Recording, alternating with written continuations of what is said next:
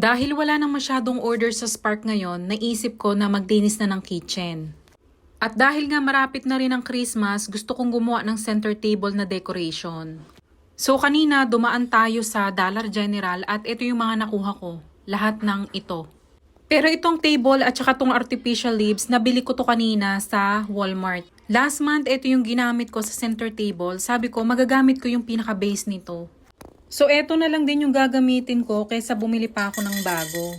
And then may maliliit ako na marbles dito, yan na lang din ang ginamit ko para hindi na ako bibili. Tapos inarrange na nga natin ito.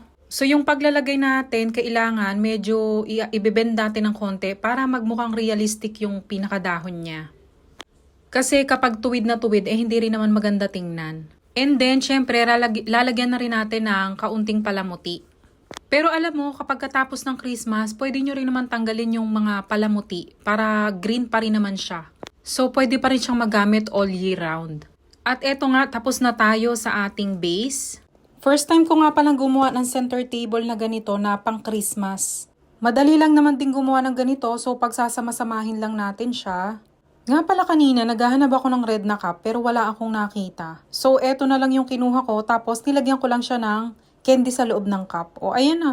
Oh, diba? Ang ganda na ng itsura. Good morning, Pilipinas!